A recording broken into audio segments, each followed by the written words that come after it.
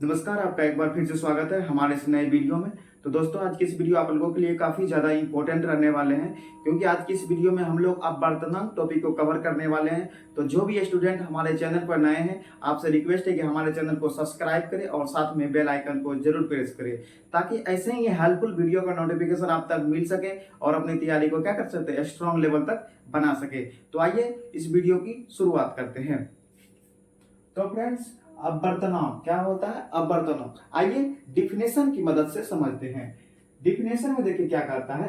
आपतन कोण की ज्या, आपतन कोण की ज्या साइन आई, आपतन कोण की ज्या साइन आई तथा अपवर्तन कोण की ज्या साइन आर, अपवर्तन कोण की ज्या साइन आर का अनुपात एक क्या होता है, एक नियतांक होता है, जिसे क्या बोलते हैं, अपवर्तनांक कहा जाता है। जिसे क्या कहा जाता है? अपवर्तनांक कहा जाता है। अब देखिए आपतन कोण की ज्या, आपतन कोण की ज्या क्या होता है?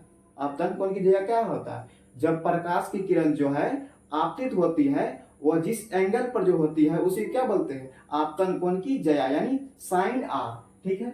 अब अपवर्तन कोण, अपवर्तन कोण जब प्रकाश की किरण आपतित होती है, आपतन के बाद जो जिस एंगल पर मुड़ जाती है उसे क्या बोलते हैं? आपतन कोण। जो कोण बनाती है उसे क्या बोलते हैं? आपतन कोण बोलते हैं, जिसे साइन आर से सूचित करते हैं। ठीक है।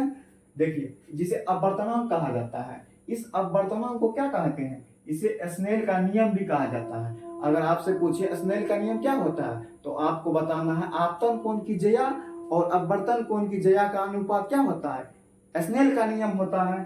ठीक है। आइए इस डायग्राम की मदद से समझते हैं।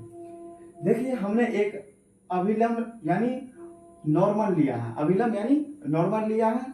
देखिए, और विरल माध्यम और सघन माध्यम, जब जब जो है प्रकाश की किरण को हम क्या करवा रहे हैं, विरल माध्यम से सघन माध्यम में आपतित करा रहे हैं। ठीक है। यह हमने एक प्रकाश की किरण को लिया है और क्या करा रहे हैं, ओरिजिन से आपतित करा रहे हैं।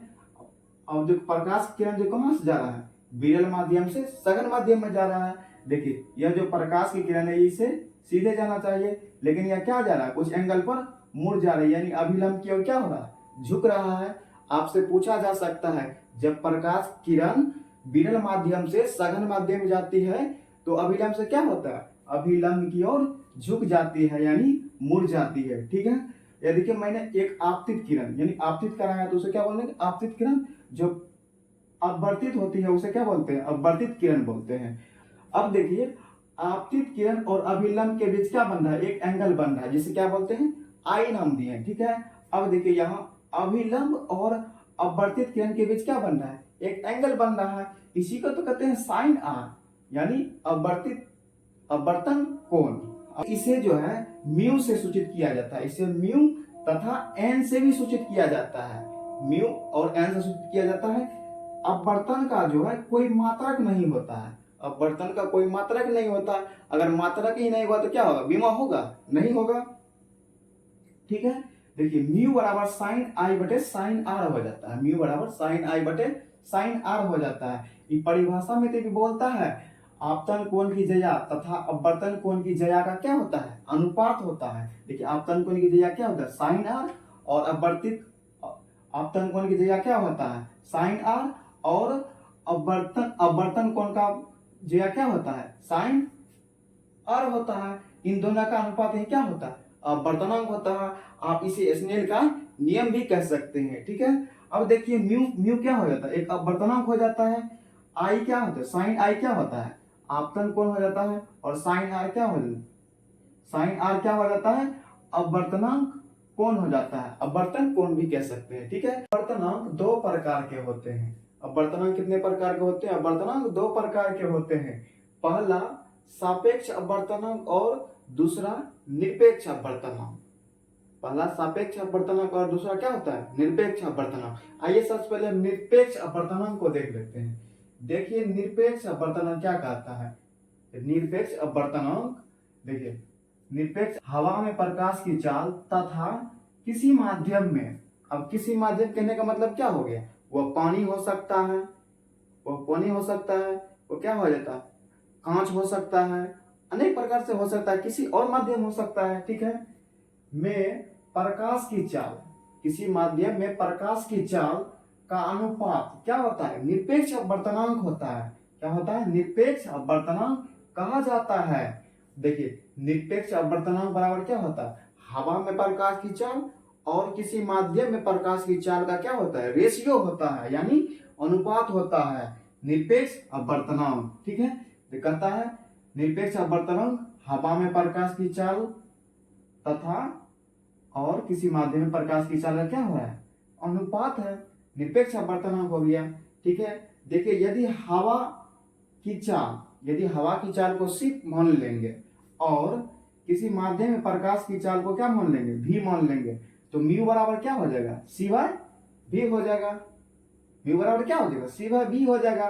कहता है क्या है? हवा में प्रकाश की चाल को हम क्या मानेंगे? सी माने हैं, तथा किसी माध्यम में प्रकाश की चाल को हम क्या मानेंगे? भी मानेंगे। तो म्यू बराबर क्या हो जाएगा? सी बाय भी।